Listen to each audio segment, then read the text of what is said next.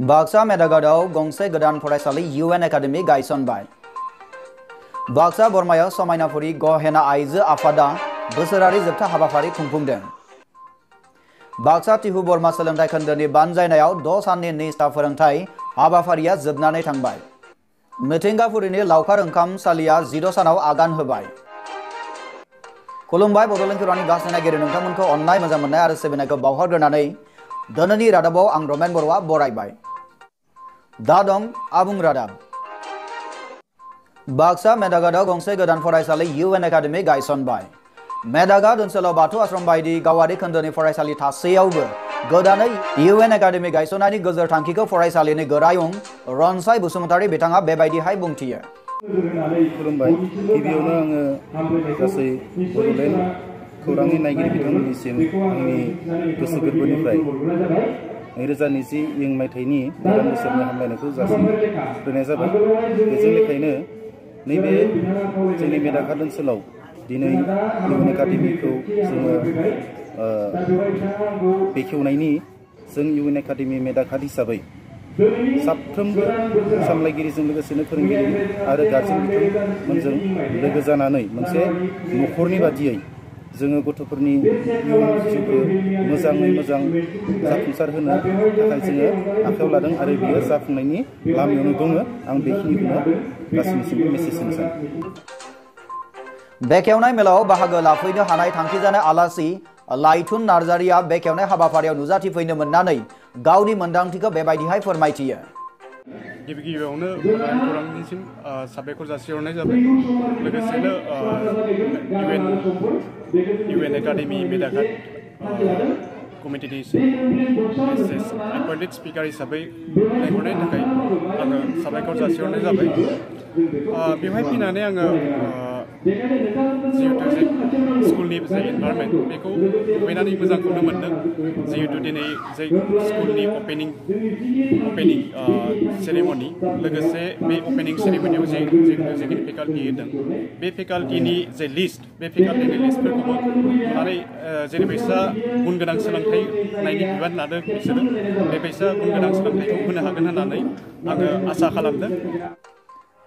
गोदानै गायसनजानाय फरायसालियाव थानाय खायसे जुनिया खाबुफोरखौ फोरमायथिना होयो गोरायुं रनसाय बसुमतारीया। फरायसालियाव मा मा खाबुफोर थागोन? जोंनि फरायसालियाव खाबु होननानै बुङोब्ला गिबियावनो आं बेखौ बुंनो सानो जोंनि फरायसालियाव डिजिटेल टेक्न'लजि इउज खालामनाय जादों। जों दिनैनि बे फरायसालि बेखेवनाय हाबाफारियावनो गिबि खेबनि थाखाय जोङो थाखो जागायनायखौ जोङो प्रजेक्टरजों खालामनाय जादों आरो बेबायदि प्रजेक्टर क्लासआ जोंनि बे फरायसालियाव दङ। बेनि अनगायैबो जोङो जा माबा दिहुनदोंमोन प्रसपेक्टास दिहुनदोंमोन बे प्रसपेक्टासाव जोङो जेरैबायदि लिरनाय दङ जेरैबायदि जोङो सासे फरायसाया माबादिहाय सासे लिरगिरि जानो हायो, माबोरैहाय सासे स्कलार जाहैनो हायो, माबादि सासे एक्टर जाहैनो हायो, माबादि सासे इन्सट्रुमेन्टेलिस्ट जानो हायो, माबायदिहाय जायखिजाया बिथिङाव हाउ केन बि सामथिं बेबायदिनि सुबिदाखौ जोंनि फरायसालिनिफ्राय होनाय जागोन आरो बेनिनो माखासेया जोंनाव दा सोलिगासिनो दङ। मख'नो गोनांदि गोदानै गायसनजानाय UN एकाडेमि मेदागादखौ बेखेवनानै होयो सेंग्रापारा LP स्कुलनि गाहाय फोरोंगिरि बाहादुर देउरि बिथाङा। बेखेवनाय बुब्लियावनो गेवलां बेखेवनाय मेलबो खुंनाय जायो। बेखेवनाय मेलायाव थांखिजानाय बुंथिगिरि महरै बाहागो लाफैनो हादोंमोन लाइथुन नार्जारि बिथाङा। बिथां नार्जारिया गावनि बिबुंथिनि गेजेरजों फरायसा जोथोनगिरि, फरायसालि सामलाय आफाद लोगोसेनो रायजो राजाफोरखौ थांखिनानै बेखेवसार लोगोसे थुलुंगाखां बिबुंथि होयो। सोलोंथायारि होनानै जुदि मोजाङै इनफ्रास्ट्राक्चार खालामनो हायोब्ला हादोरा अट'मेटिकेलि जौगागोन होननानै बुंदोंमोन बे समावनो। होमबा बेखौनो लानानै हाबिबुर गिबाया 20% बियो इडुकेसनाव बाहायदोंमोन।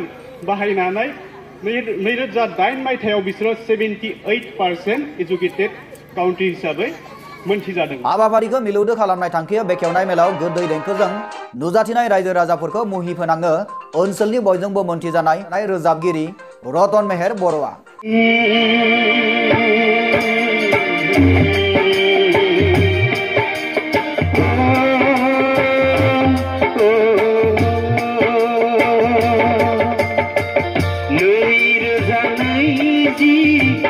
माय ओरैहाय फरायसालि बेखेवनाय हाबाफारियाव नुजाथिनानै बर' हाथरखि एकाडेमिनि आथिखालनि गोरायुं दिनेश बर' बिथाङा गोसो दुंखांहोनाय बिबुंथि लाखियो। नोंथांमोना जुदि नोंथांमोननि सिमांखौ दाया अब्ला नोंथांमोनखौ गुबुना गावनि सिमांखौ दानो थाखायसो बाहायगोन। बिनिखायनो जोंबो जोंनि सिमांफोरखौ दानो थाखाय जों गुबुनखौसो बाहायनांगोन, नङाब्ला जों गुबुनजोंसो बाहायजागोन। गोबां रायजो राजाफोरनि नुजाथिनायजों हाबाफारिया गोग्गोमै खुंफुंजायो। निउज डेस्क रिपर्ट बड'लेण्ड खौरां। बाक्सा बरमायाव समायनाफुरि गहेना आइजो आफादा बोसोरारि जोबथा हाबाफारि खुंफुंदों। बाक्सा बरमा समायनाफुरिनि उन्दै उन्दै गथ'फोरनि गासै बिथिं जौगाखांहोनाय लोगोसे बोसोरनि जोबथारनायाव मोखां नायलायलाय खेबसे खबसे ओंखाम जास्रांनाय थांखियै बे जोबथा हाबाफारिखौ खुंनाय जादों होनना मिथिनो होदों समायनाफुरि गहेना आइजो आफादनि आफादगिरि मल्लिना ब्रह्म बिथाङा। गहेना आइजो आफादनिफ्राय जोङो बे हाबाफारिखौ बेनिखायनो लानाय जादोंदि जोङो जोंनि गथ'फोरखौ माबायदि जोङो बिसोरनि रोंनायखौ आवगायनानै लानानै थांनो हागोन आरो गथ'फोरा माबा मोनसे सोलोंनोबा बिसोरो गिबियावनो जोङो बेबायदि माबाखौ होनांगोन, बिसोरनो स्टेजखौ होनांगोन जोङो, बिनिफ्रायसो बिसोरनि गावसोरनि रोंनायखौ बिसोरो दिन्थिनो हागोन आरो बिसोरनाव बेफोरबायदि बायदि रोखोमनि रोंगौथि बा रोंनाय दङब्लाबो बिसोरो बेफोरखौ मालाबा गिनाय आरो लाजिनायजों बिसोरो मालाबा फासयफिनो। बिनि थाखायनो जोङो बेफोरबायदि गिनाय आरो लाजिनायखौबो एसे खारहोनो थाखाय बेबायदि हाबाफारिखौ लानाय जादों। हाबाफारियाव गथ'फोरनि उदां मोसानाय बादायलायनाय, उदाङै खन्थाइ आवरायनाय बादायलायनाय, उदाङै रोजाबनाय बादायलायनायनि खाबु होनाय जायो।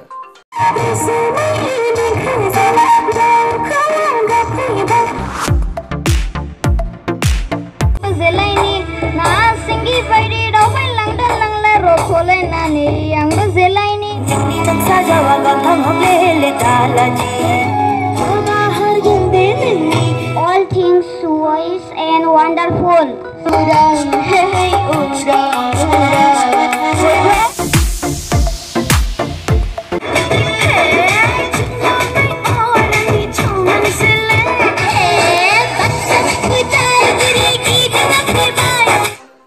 ओरैहाय उदां बादायलायनायखौ बेखेवनानै होयो समायनाफुरिनि स्पकेन इंलिशनि फोरोंथायगिरि बिदुत कसारि बिथाङा। नोंनि रेगे रेगां फास्राया सना नोंखौ साजायगोन, नोंनि रेगे रेगां फास्राया। गहेना आइजो आफादनि बारग' आफादगिरि मनजिता रानी बसुमतारी बिथाङा मोनथिनो होनाय बादिब्ला गहेना आइजो आफादा मोनसे रांथुम एबा खनसायखौ सामलायो। जोंनि बे गहेना जि खनसय आइजो आफादनि बे खनसयनि गेजेरजों जोङो गाव गावनि गेजेराव जुदि रांनि गोनांथि जायोब्ला जों दानफायाव माबा मोनसे होनानै जोङो जमा दोनथुमो। रांथुमाव जमा जानाय रांखौ गावबा गावनि गेजेराव गोनांथि जायोब्ला सुदाव होनाय जायो होननानैबो बिथाङा मिथिनो होदों। जेनेबा जोङो बेखौ मालाबा 100बो मालाबा 300बो बेबायदि जोङो सानलायनानै जोंनि गेजेरजों थिरांथा लानानै बे रांखौ दोनथुमनाय जायो आरो जायहानो गोनांथि जायो बेखौ एसे माने इन्टारेस्ट होनानै बेखौ लांनाय जायो। ओरैहाय समायनाफुरिनि थागिबिफोरा बाथौ धोरोमारि जानायलाय बोराइ बाथौनि सिजौ गुदियाव आलारि बाथि फोजोंनानै बाउथोब बाउनानै हाबाफारिखौ जागायजेननाय जायो। मख'नो गोनांदि समायनाफुरिनि गहेना आइजो आफादनि खामानिया समाजारि हेफाजाब होनायजों लोगोसे समायनाफुरिनि जाखांबोनाय लाइमोनफोरनि थाखोमानानै थानाय रोंगौथिफोरखौ दिन्थिसारनायनि थाखाय मोनसे जौसां सोरजिना होनाय आरो लाजिनाय गिनाय गैयै खालामनानै दावगाहोनाय होनना फोरमायथियो गहेना आइजो आफादनि सोद्रोमा डक्टर आजलि बसुमतारी बिथाङा। जोंनि बे गहेना आइजो अनसाय आफादा फैसा रां दोनथुमनाय एबा रां लाथुमनायजों लोगोसे जोङो जोंनि मदद आरो हेफाजाबनि थाखाय जोङो रांखौ सोरनोबा गोनांथि जायोबा मदद हरनाय जायो आरो बेनिफ्राय जों गोबां हेफाजाब मोनलायलायो आरो समाजारि बायदि खामानिफोरावबो जोङो रांनि हेफाजाब हरनानै माब्लाबा मदद होनाय जायो। गहेना आइजो आफादनि उदां बादायलायनायाव हासाङावनो नुजाथिनो हायो बडलेण्ड मेगाजिननि गाहाय सुजुगिरि रजनी बरजवारी बिथाङा। समायनापुरी गहेना आइजो आफादनि सोद्रोमा रेणु रामसियारि बिथाङा बुंथियो दि समायनापुरीनि गासैबो आइजोफोरखौ खौसे जानानै समायनापुरीनि गासैबो उन्दै उन्दै गथ'फोरखौ रंजानाय आरो गेलेनाय फावजों बिसोरखौ इयुनाव साफा साफा समाजनि फुंखा सुबुं खालामनाय होनना बुंथियो। दिनै जों समायनापुरीनि गहेना खनसाय आफादनिफ्राय जों गासै आइजोफोरा लोगो लालायनानै मोनसे हाबाफारि दाफुंदोंमोन। बे हाबाफारियानो जाबाय उन्दै उन्दै खुदियाफोरखौ जाहाथे बेयाव रंजानाय आरो गेलेनाय फावजों बिसोरखौ रंजाहोनानै बा मोसाहोनानै आरो बे गथ'फोरखौनो बेबायदि खालामनानै जाहाथे गथ'फोरा इयुनाव मोजां दावगाफु मोजां माने हादोरनि साफा साफा मानसि जानो हाथों बेबायदि मिजिंथियाव जों समायनापुरीनि बे गहेना सनसय आफादा ज' जानानै दिनै बे हाबाफारिखौ जाफुंहोदो। बेनिफ्राय बुंनो हायोदि समायनापुरी खाव नोगोरनि गथ'फोरनो जौसां होनाय, रोंखोमानानै थानायखौ गेवसार होनाय, गिनाय लाजिनाय गैयै खालामनाय, साहस गोनां खालामनाय खामानिया जोबोद बाखनायथाव जादों। निउज डेस्क रिपर्ट बडलेण्ड खौरां। बाक्सा टिहु बरमा सोलोंथाइ खोन्दोनि बानजायनायाव 6 साननि निष्ठा फोरोंथाइ हाबाफारिया जोबनानै थांबाय। नमस्कार, मैं तपन राजबंशी। आज এই ট্রেনিং ভেনু ইনচার্জ হয়, লগতে আমার টিহু বর্মা শিক্ষা খণ্ডৰ এজন চিআৰচিচিও হয়। অলৰেডি আমাৰ ছাৰ অলপতে আহি গ'ল, লগ পালেহেঁতেন আপুনি। আমাৰ বিঅ' ছাৰে ইনস্পেকশ্যন কৰি গ'ল ৰুমবিলাকত আমাৰ পাৰ্টিচিপেণ্টবিলাক আহিছে নে নাই, সুন্দৰভাৱে তেওঁলোকে ট্ৰেইনিংবিলাক পাইছে নে পোৱা নাই, এনেকুৱা মানে পাৰ্টিচিপেণ্টৰ খবৰ লৈ গ'ল বা কিমান মানে আউটকাম আহিল, অৰ্থাৎ শিকিব পাৰিছে নে পৰা নাই, এইটো মানে খবৰ এটা লৈ গৈছে আৰু ছাৰে।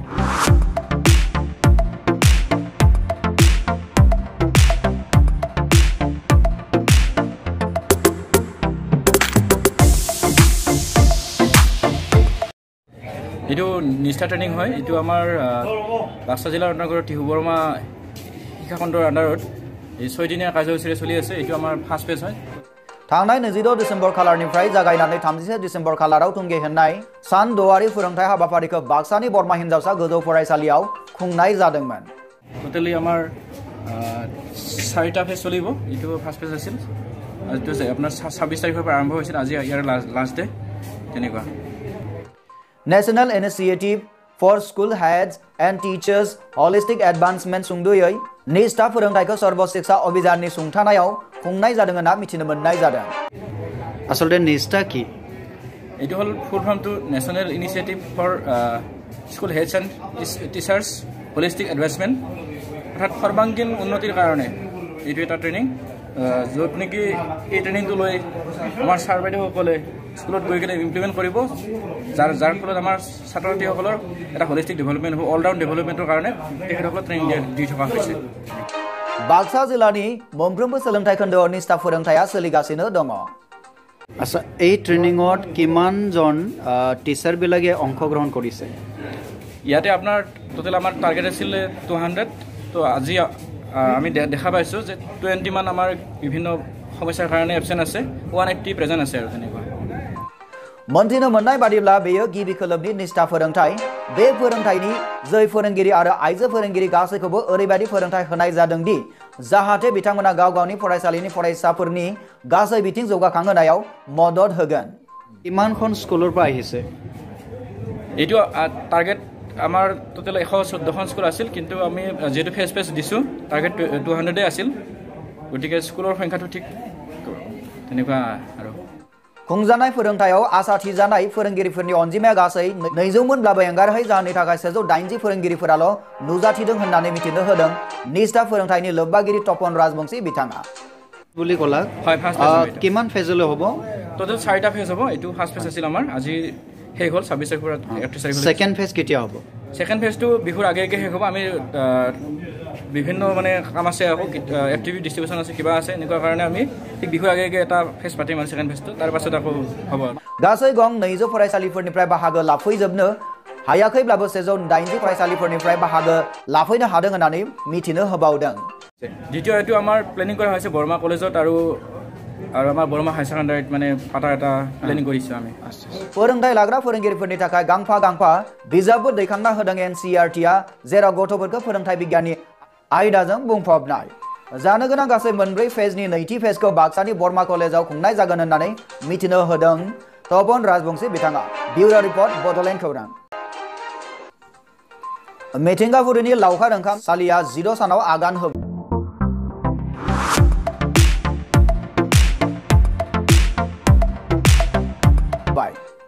क'क्राझार जिल्लानि सिङाव थानाय कुसुगाव हालामनि मिथिंगाफुरि लावखार ओंखाम जाग्रा सालिया 15 डिसेम्बर खालारनिफ्राय जागायजेननानै 16 सानाव हाबबाय आरो जानुवारि दाननि जोबथा सानसिम बे हाबाफारिया लान्थ्रियै सोलिबाय थागोन होननानै मिथिनो मोननाय जादों।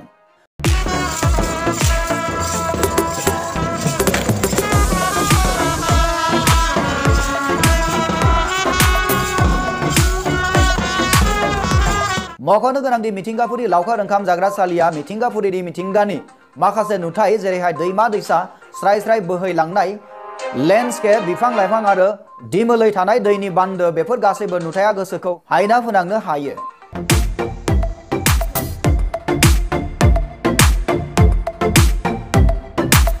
बे लावखार ओंखाम जाग्रा आफादनि दैदेनगिरि दिलीप नार्जारी बिथाङा मिथिंगाफुरिनि लावखार ओंखाम जाग्रा जायगानि सोमोन्दै गुवारै बुंफोरनानै होयो। औ नंगौ जोङो बे लावखार ओंखाम जाग्रा पिकनिक स्पटखौ जोङो बेखेवनाय जादों थांनाय डिसेम्बरनि 15 नभेम्बराव। दा बेबायदि हिसाबै जोङो खुलिनाय जादों माने जोङो दिनैजों नैबे दानि सिजनजों खननै जाबाय।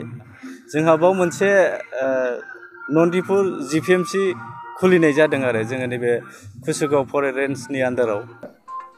बेनन्जय नार्जारीनि रिपर्ट बड'लेण्ड खौरां। बड'लेण्ड खौरांनि गासै नागिरनो नोंथांमोननो अननाय मोजां मोननाय आरो सिबिनायखौ फिन बावहरफिननानै दिनैनि रादाबखौ एसेबांनो फोजोबनाय जाबाय। इयुननि रादाबाव लोगो मोननायनि मिजिंजों गोजोन्थों। Have a nice day.